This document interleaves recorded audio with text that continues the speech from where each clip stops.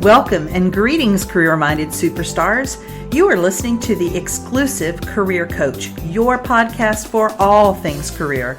And I'm Lisa Edwards, the indispensable career coach for superstars just like you. Now let's dig into this week's topic, shall we? Go from dragging yourself to work each day to finding a job you love. The Career Spring program is for high-achieving and ambitious mid-level professionals like you who are looking for a job that uses your zone of genius, recognizes your value, and pays you what you're worth. If you're ready to learn more, schedule a complimentary consult using the link to my calendar in the show notes.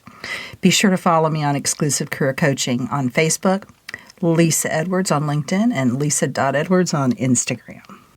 Greetings. How's it going? So if this sounds a little bit different today, I am actually in the process of moving.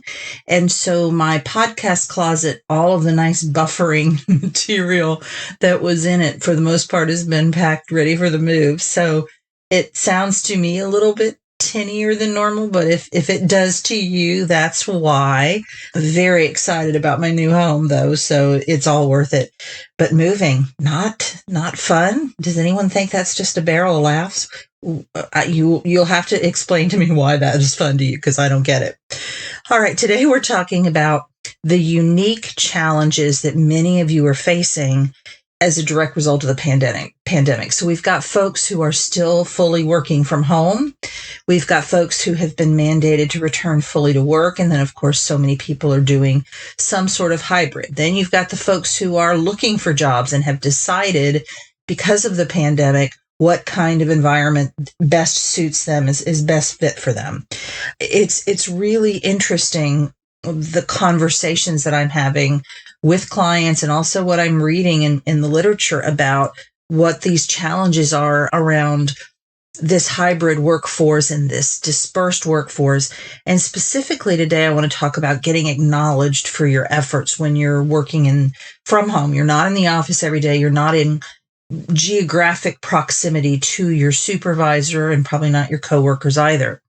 So we want to know how to set ourselves up for promotions and opportunities that would be available to us as a normal course of events. If we were in office, we want to make sure that we're availed of those as a remote worker. And as a reminder, I have a once a month webinar. It's called a masterclass. It's on the third Thursday of every month at 4:00 p.m. Eastern. And there is a link in the show notes that you can use to find out more about the next masterclass and also to sign up. So I have 10 recommendations for you for getting noticed and setting yourself up for promotions when you work from home. So number one is boosting internal communication. This goes beyond everybody's having a myriad of meetings. One of my family members sent me a screenshot recently of her, I don't know what platform they use, but a Zoom kind of thing. I guess her company's platform keeps track of how many hours of meetings you have every day. And she had 6.4 hours of meetings in one day. And I just thought, oh God, take me now. That sounds horrible. So we're not talking about that. We're not talking about in many cases, you guys are having meetings and you don't even understand why you're having them and you don't understand why you need to be there.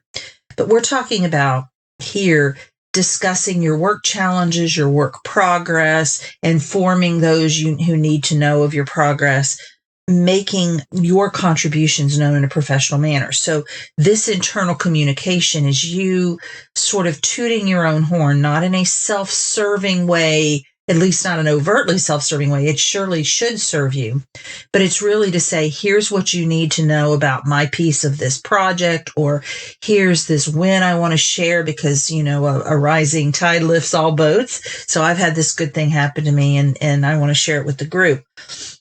And this can also include in personal or virtual gatherings with people. So even if you're working from home and you have a colleague who's in office, if there's a geographic proximity, could you go to lunch with that individual? Of course, you have to take into consideration, what's going on with COVID and any other, whatever the next thing is, what's going on health-wise that you might be concerned about, what's going on in terms of, your mandates in your community and those kinds of things.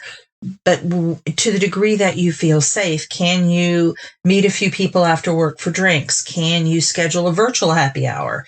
So whatever you need to do, I think what we often think is because I'm working from home and my colleagues are all working from home, or they're in the office, but we're dispersed, there's no way to really develop relationships with these people. And I want to argue that there actually is, and that you can take a lead role in that. So number 2 is volunteering. So just as you would volunteer if you were in the office, you might literally raise your hand in a meeting or stick your head in the boss's door. You want to do that same thing when a project or an initiative comes up that interests you. Because you're not in close proximity to your boss, you may not be the first person considered for the job. And if you wait to be asked, you may not be asked. It may go to one of those colleagues that is in close physical proximity to the boss. And also, there are opportunities in most organizations to volunteer for things outside your department or your team.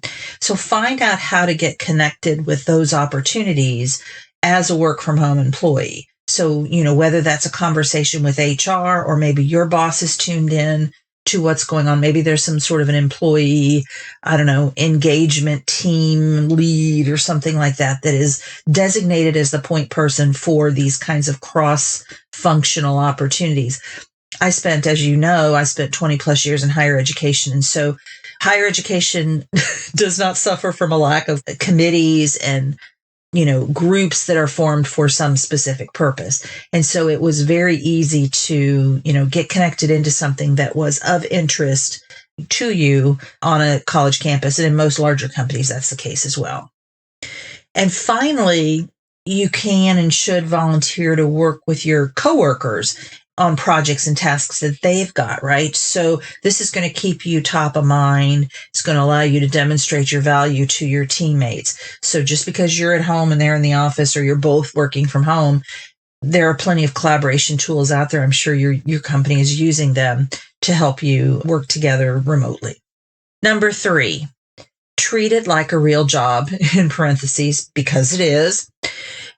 Appearances have gotten very slack in the age of COVID, right? I saw this meme of this team at some company, and they were all asked to come to work dressed as they had been dressed for Zoom meetings for the past several months. And it was quite an interesting picture. Here's what I know about working from home. I've done it for 11 years now, way before COVID. Initially, I wasn't using Zoom. I was strictly working through phone. And I will admit that I was pretty lax about how I let myself look on some days, because I knew no one could see me.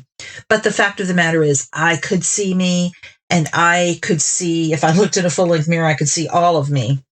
And there is just a difference that dressing up makes, and it makes me feel better about me. Yes, when I'm talking to clients, especially prospective clients, I want to make a good first impression. I want to look professional. But more than that, I want to dress well for me and how that makes me feel. I tend to just feel more professional. I kind of speak differently. I think about my job differently. I treat myself and my job differently. So here's what I want to offer you. If you're working from home, you're saving that commute time. So take a little bit of that commute time to fix your hair, put some makeup on, ladies, dress up. Now, my coach is a fan of the whole heels and all of that. I don't wear heels. I have bad feet. So you will, and this is my honest admittance here. Oftentimes at the bottom of my nice outfit, because I do tend to dress head to toe, even though they can't see me from, the chest down really, because oftentimes I either have to run an errand during the day, or I have to go out every day and walk my dogs. And I don't want people going, that's an interesting look. But I will oftentimes in the home be in my really comfy bedroom slippers on the feet. So I am not a fan of feeling like, I have to put on the dress shoes. If that works for you, go for it. I'm not a heel girl, so I'm definitely not putting heels on. But the idea is just look good, feel good about yourself, and that will translate into how you do the job. Number 4, be on time and be professional. If you have a Zoom call scheduled at 4, be there. There's this kind of laxness that is happening because of the remote work and this, people are dressed very casually and they're thinking very casually. But there's really nothing that calls your professionalism into question, like consistently being late for meetings. I can remember working with a woman who would regularly, she was our employer, like a recruiter, in the sense that she would go out into our community. This was the first university I worked at, and find employers that wanted to hire our graduates. And we had relationships with them. We wanted them on campus. We wanted to refer students to them, all of that. And she would often, many of the companies were downtown, and it was a good 30-minute drive to get downtown, because as you know, downtown traffic, a lot of time it's one way on each road. There's lots of stop and go. It's during the day when the businesses are open. And she would typically be still in her office at the time she was supposed to be at the meeting downtown. And it made me crazy. So she was one of those people that we would literally make up a different time for a meeting to start for her, because we knew we had to do that to get her there. This is not professionalism. So you want to also, in addition to being on time, you want to make sure that the baby's not crying, the dogs aren't barking, the phone isn't going to ring. Now, there's only so much you can do. Granted, the baby may start crying unexpectedly, but you can do things to minimize that. If your kids are old enough, you can tell them, hey, mommy's going to be on a Zoom call for the next hour. I need you to use your quiet indoor voice, whatever it is. So you can't eliminate all of the distractions, but let's minimize them so that professionalism is first and foremost. So that's number 4, be on time and be professional. Number 5, let your boss know. If you see evidence that your boss is leaving you out of important conversations, meetings, maybe cutting you off, have a conversation with him. But you have to have a caveat. You have to be willing to listen to what the boss says in return. So perhaps he's noticed that you're not speaking up as much in meetings as you used to, and maybe he questions why you chose to continue to work from home once people started returning. He thinks maybe it's a sign that you aren't as committed as others, and you're not going to know any of this until you have that conversation. And you have to be willing to hear what he says. Well, I didn't give you that plum assignment because of this, and it's a legitimate reason. It's going to be hard to hear, but it's exactly what you need to do.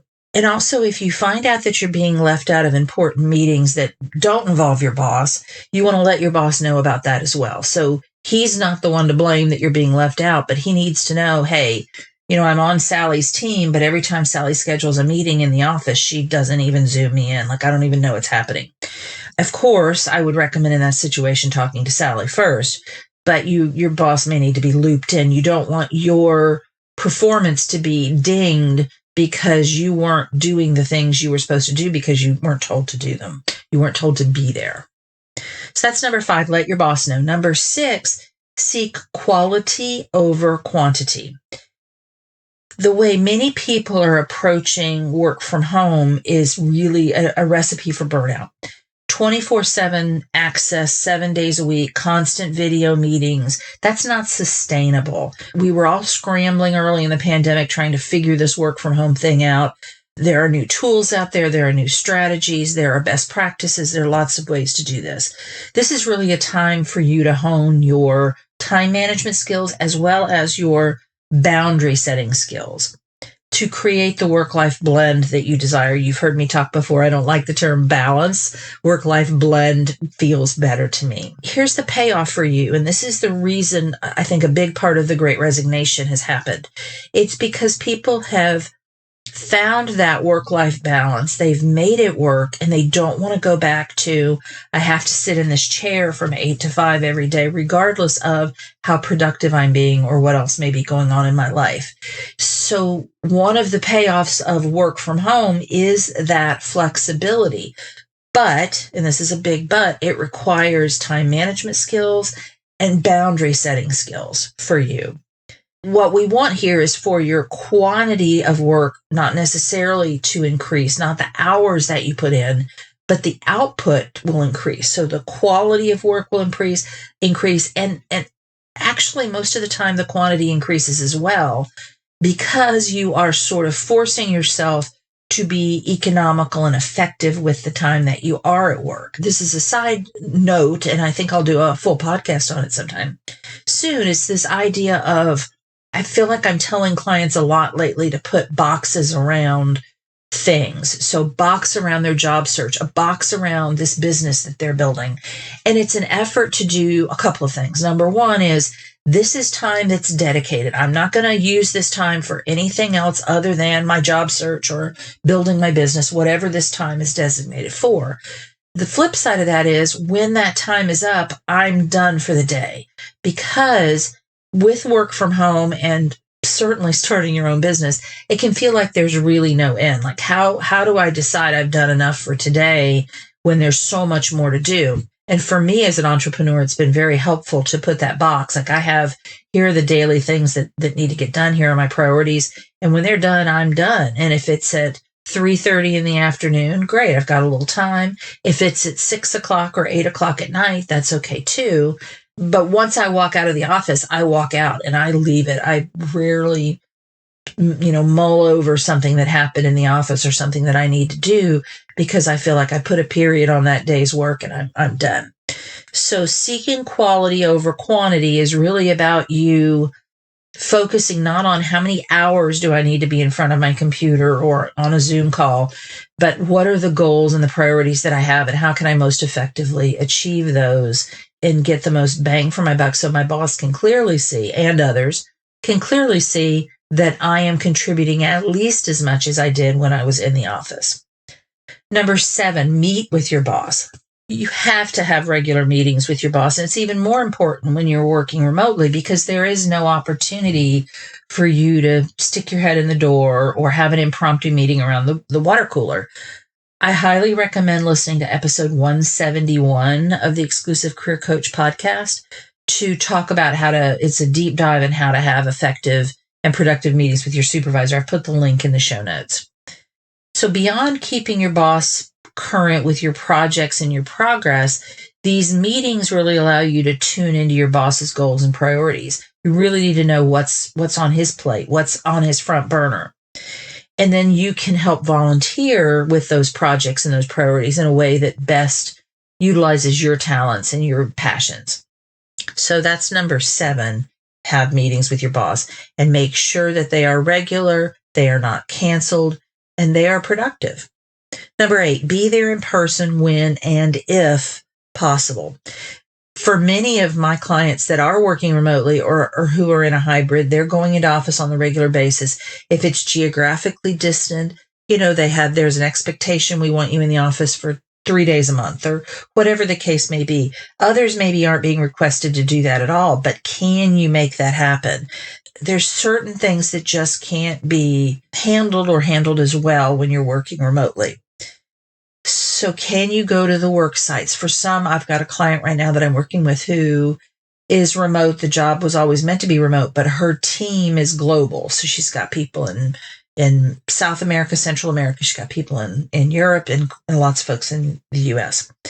So can she travel to those locations to make those face-to-face contacts and have those one-on-one meetings in person? That's going to say a lot to those employees and also just be more effective.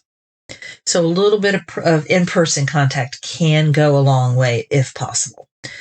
Number 9, forward glowing recognition to your boss. So when you get kudos, you get an email, you get a letter, an attaboy that is, written down in some way. And if someone says it to you, hey, could you jot that for me in an email? I'd love to forward that to my boss.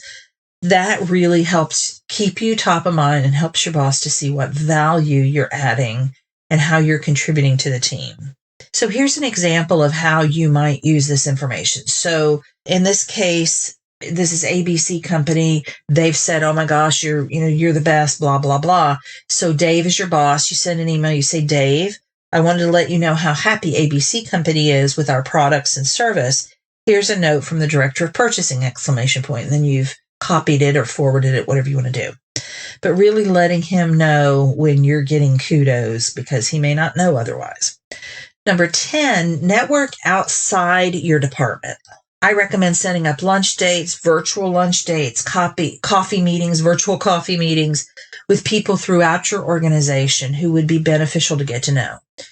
And this could be for a number of reasons. They could be beneficial because their department interacts with your department. Could be because this person is identified as a high potential and you think that soon they're going to be in a much higher position of authority. Maybe you want to work in that department and you'd love to know the boss.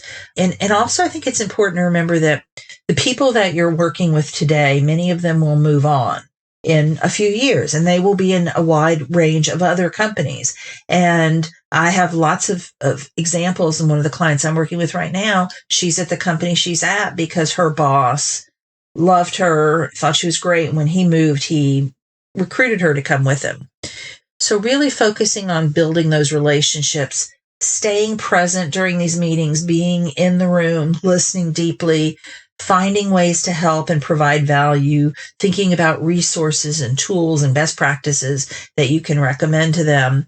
This is going to make you top of mind when it's time for recognition and promotion. So I want to give you those 10 one more time and think about, 10's a lot, 10's a big number, but which is one or two of these that I can take and I can bite off pretty quickly. This feels right to me based on my situation. I think I want to do these two.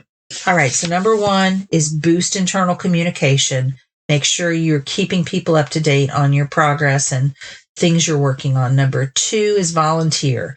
How can you volunteer in your office? How can you volunteer out in the other departments of the organization? Number three, treat it like a real job because it is. Look the part, be a professional. Number four, be on time and be a professional. Make sure that you are not late for meetings. Make sure that you have set your environment up such that dogs and children and such aren't interrupting. Number five, let your boss know. If there's evidence that you're being left out of important conversations, he's cutting your input off, let him know. But be prepared for his feedback. Number six, seek quality over quantity. Focus on how can I do my job to the best of my abilities, not how can I fill up the most hours. Number seven, meet with your boss on a regular basis. That is so important when you're working remotely. Number eight, be in person if at all possible. Number nine, forward your glowing recommendations to your boss. Keep him in the loop with what great things you're doing. And then number 10, network outside your department. Get out and meet the people who work elsewhere in your department. I hope this helps as you think about how you can more effectively work from home. And for some of you, you may be back in the office, but you think maybe you have a really close friend who's still working from home or a family member, and you want to pass this on or have them listen to this episode to help them out. So I hope this helps, and I will see you next week. Take care. You've been listening to The Exclusive Career Coach with Lisa Edwards, CEO of Exclusive Career Coaching. It would be great if you would rate, review, and subscribe to this podcast. Also, I want to be your career coach, so be sure to ask questions about your career management challenges and job search situation. Until next time.